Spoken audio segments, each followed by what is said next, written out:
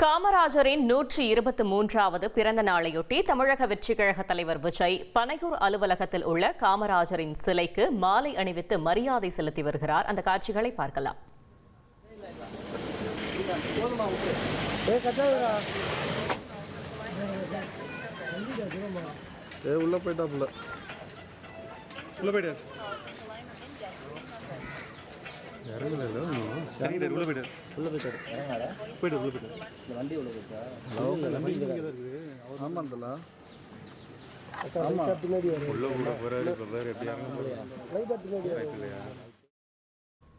இதுகுறித்த கூடுதல் தகவலை செய்தியாளர் தாயுமானவன் வழங்க கேட்கலாம். தாயுமானவன், வணக்கம். கள தகவல்களை சொல்லுங்க.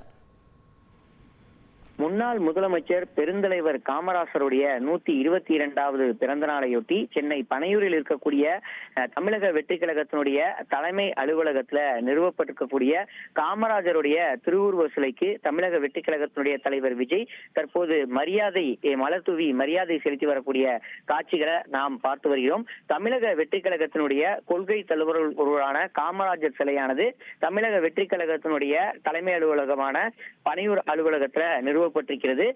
கொள்கை தலைவர்கள் ஒருவராக இருக்கக்கூடிய காமராஜருடைய பிறந்த நாளை போற்றக்கூடிய வகையில் தமிழகம் முழுவதும் தாவேகா சார்பில் மாவட்டந்தோறும் காமராஜர் சிலைக்கு மாலை அணிவித்து நிர்வாகிகள் மரியாதை செலுத்த கட்சியின் தலைமை தரப்புல உத்தரவு என்பது வழங்கப்பட்டிருந்தது.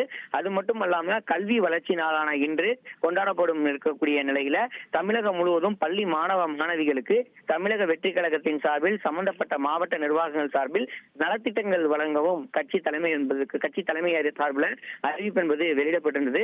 இதற்கு மத்தியில் தான் பனையூரில் இருக்கக்கூடிய கட்சி அலுவலகத்திற்கு வைக்கப்பட்டிருக்கக்கூடிய காமராஜர் சிலைக்கு கட்சியின் தலைவர் விஜய் சற்று முன்னர் மலர் தூவி மரியாதை செலுத்துவதற்காக வருகை தந்திருந்தார். தொடர்ந்து கட்சியின் அலுவலகத்திற்கு உள்ளே வந்த தமிழக வெற்றி கழகத்துடைய தலைவர் விஜய் தொடர்ந்து தன்னுடைய கைகளால் மலர் தூவி மாலை அணிவித்து காமராஜருக்கு மரியாதை செய்திருந்த காட்சிகளை நாம் இங்கே பார்க்க முடிந்தது.